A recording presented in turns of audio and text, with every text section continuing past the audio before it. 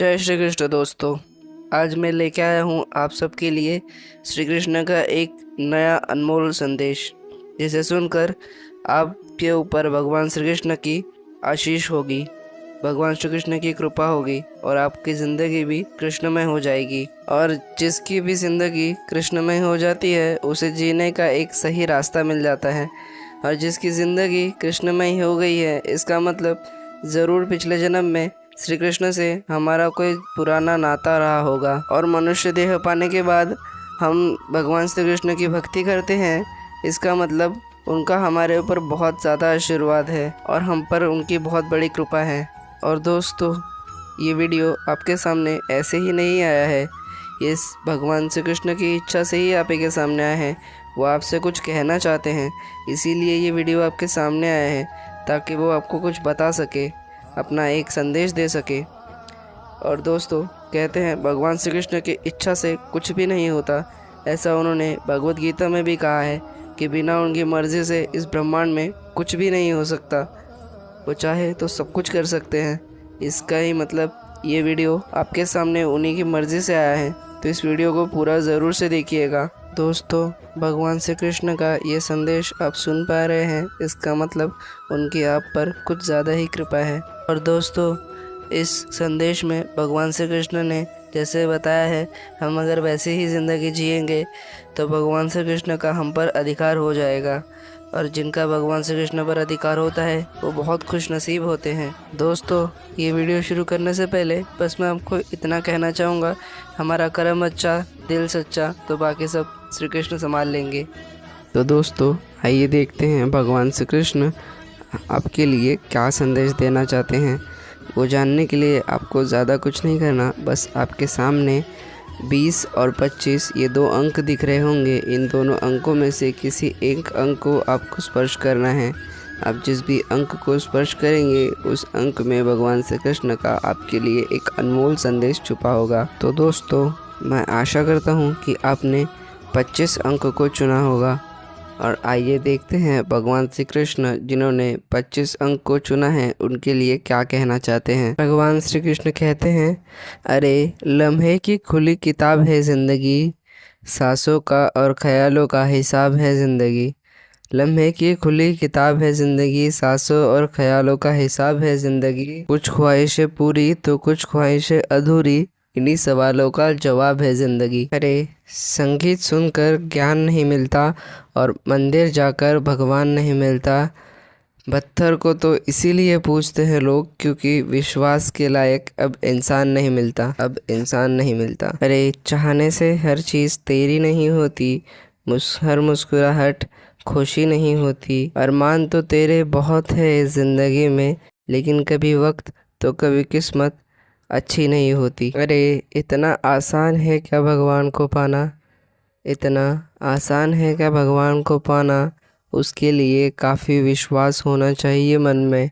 भगवान श्री कृष्ण के लिए उतनी भक्ति होनी चाहिए उनके मन में, या कहीं ना कहीं उतनी दोस्ती होनी चाहिए हमारे मन में कि वो आएंगे, हमारी मदद करेंगे, हमारे मुख पर उनका नाम होना चाहिए। भगवान श्री कृष्ण को पाना अगर इतना ही आसान होता तो हर कोई उनका एक बार नाम लेकर उनको पा नहीं लेता। अरे लोग तो यूं ही कहते हैं कि मैं किसी की नहीं सुनता, मैं तो उसकी भी सुन लेता हूँ जिसके पास आवाज़ नहीं होती, ज़बान नहीं होती, मैं तो उसकी भी सुन लेता हूँ। अरे इतना आसान नहीं मुझे पढ़ पाना, क्योंकि लफ्ज़ों की नहीं जज्बातों की किताब हूँ मैं। मेरे सामने आकर तुम्हें कुछ कहने की ज़रूरत नहीं पड़ती, क्योंकि मैं लोगों की अंतरात्मा से जान लेता हूँ कि क्या चाहिए उन्हें, उनकी क्या बात है, किस परेशानी में है वो। लेकिन लोगों का क्या, एक तरफ बुरे कर्म करते हैं और दूसरी तरफ मुझसे ये आशा रखते हैं कि मैं उनकी मदद करूंगा, उन्हें जो चाहिए वो सब दूंगा। लेकिन पता नहीं ये सब क्यों भूल जाते हैं कि सब कुछ अच्छा पाने के लिए कुछ अच्छे कर्म भी तो करने पड़ते हैं। इसीलिए मैं हमेशा कहता हूँ कि तुझे कुछ भी अच्छा ही है तो तुझे तेरे कर्म अच्छे करने चाहिए, क्योंकि कर्म अच्छे करने से वो तो तुझे मिलकर ही रहेगा जो तेरे नसीब में है। लेकिन तेरे कर्म अच्छे होंगे तू मेरा नाम लेगा तो तेरे तकदीर में जो नहीं है वो भी तुझे मैं दे सकता हूँ। अगर तेरे नसीब में बुरा ही बुरा लिखा है, तेरे साथ बुरा ही हो रहा है, फिर भी तू अगर मुझ पर विश्वास रखता है, मेरी भक्ति करता है, कर्म अच्छे रखता है, तो फिर भी जैसे कीचड़ में भी कमल खिलता है, वैसे ही तेरे कर्म अगर बुरे लोगों के बीच में रहकर भी अच्छे हैं, तू अच्छा बना रहता है, तो याद रख, तेरे लिए इस संसार के नियमों को भी मैं बदल सकता हूँ, इस संसार की नियति को भी तेरे लिए बदल सकता हूँ। तेरे नसीब में जो नहीं है वो भी मैं लिख सकता हूँ, क्योंकि इस समस्त ब्रह्मांड में, इस पूरे जगत में ऐसा कुछ भी नहीं जो मैं चाहूँ और हासिल न कर सकूँ, और जो मैं चाहूँ वो किसी को दे न सकूँ, किसी की किस्मत बदल न सकूँ। परंतु कर्म तो तुम्हें करने ही होंगे, क्योंकि बिना कर्म के तो कुछ नहीं मिलता।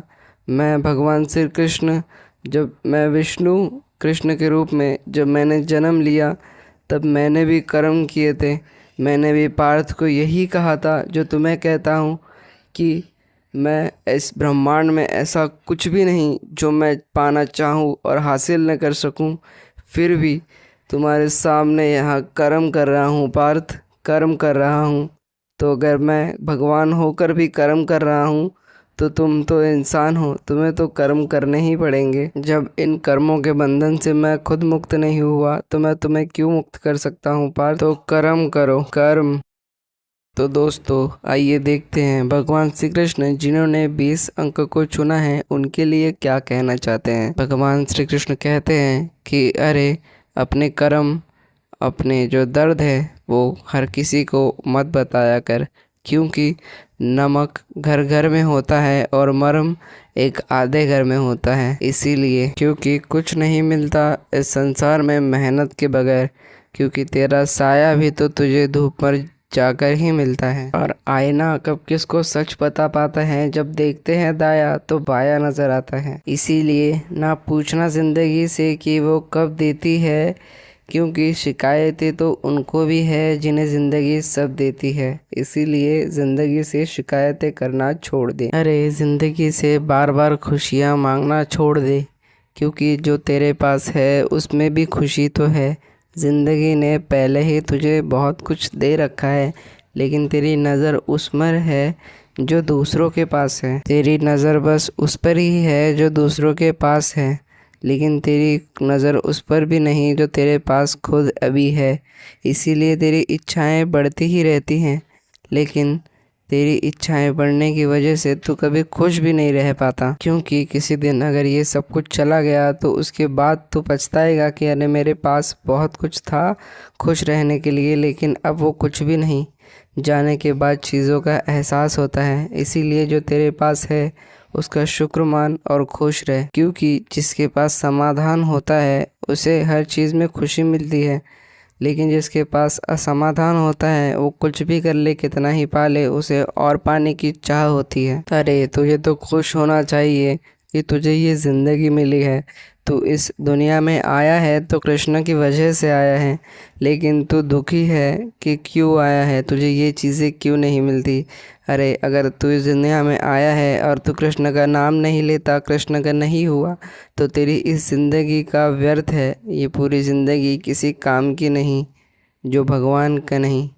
कहते हैं ना, जो राम का नहीं वो किसी काम का नहीं। तो भगवान से जुड़। जब तू भगवान से जुड़ेगा तो तुझे हर एक चीज़ में समाधान मिलना शुरू होगा, तुझे मन की शांति मिलनी शुरू होगी।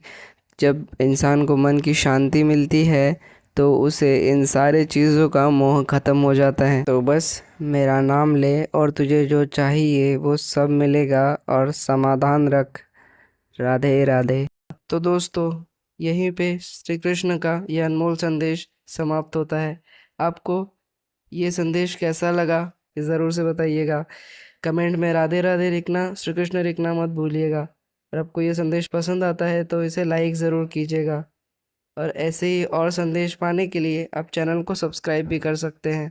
हम काफ़ी कहानियाँ, भगवान के स्टोरीज़ वगैरह ऐसा सब भी डालते हैं।